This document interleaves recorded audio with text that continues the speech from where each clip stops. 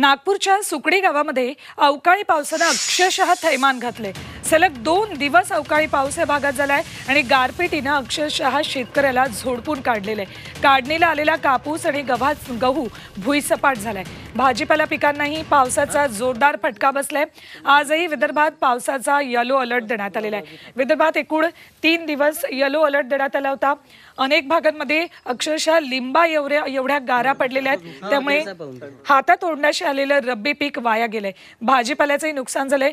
गहू अक्षरशः झोपलेला दिसतोय, तर कापसाचं सुद्धा पूर्णतः नुकसान झालंय। सगळी बोंड ओली झाली आहेत, त्यामुळे आता हा कापूस वाया जाणार आहे। थेट जाऊयात, आमचे प्रतिनिधी अमर काणे आपल्या सोबत आहेत।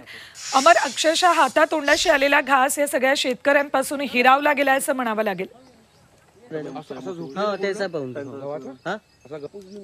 स्वर्ण अगदी बरोबर है। हवालदी अमृत नोनी आर्थो प्लस, ये एक प्रूवन फॉर्मूला है। इसमें मौजूद नोनी फल के गुण और आयुर्वेदिक जड़ी बूटियां शरीर को जरूरी पोषक तत्व देने के साथ साथ हड्डियों और जोड़ों के घिसने, उनमें होने वाले सूजन और दर्द को रोकने में मदद करता है। दर्द मुक्त जीवन के लिए अमृत नोनी आर्थो प्लस झाला। शेतकरी खरं तर आपण कापसाची अवस्था बघू शकतो। आपल्यासोबत शेतकरी आहेत, तेच सांगू शकतील, कारण की ते वेदना ते आपले व्यक्त करू शकत नाहीये।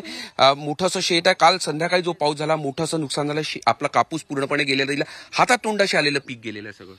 हो, काल संध्याकाळी 5 वाजता मोठ्यानी हवा चालू झाली पहिले, त्याच्यानंतर पावसासोबत मोठी गारपीट पडली। पूर्ण पावसामुळे आणि गारपीटमुळे पूर्ण कापूस खालतं पडलेला आहे। हे बघा, पुरं असं पाणी निघत आहे। बघा, पूर्ण पाणी निघत आहे शेतकरी, आणि पहिलेच कापसाले भाव नाही आहे। 6-6.5 हजार रुपये भाव आहे, आणि हा कापूस आम्ही वेचू पण शकत नाही, आणि याचं काही 1 रुपया पण आम्हाला भेटू नाही शकत।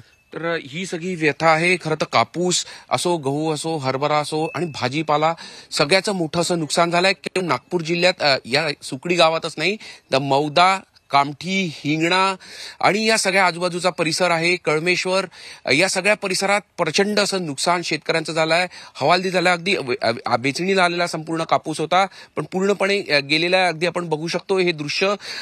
हवालदी पूर्णपणे झालेले शेतकरी आता काय करावं या चिंतेत आहे। मायबाप सरकार आहे, त्यांच्याकडे शेतकऱ्यांचं सगळं लक्ष आहे, आणि संपूर्ण शेतात बघू शकतो आपण, तिकडे गहू पण आहे, पलीकडे पूर्णपणे भुईसपाट झालेला आहे, आणि जेवढं दूरपर्यंत आपण दृश्य बघतो या परिसरात सुकडी गावामध्ये, तिथे सर्वत्र कापूस आणि गव्हाची ही अशीच अवस्था दिसून येते। सुवर्णा, ठीक, धन्यवाद अमर या संपूर्ण माहितीसाठी।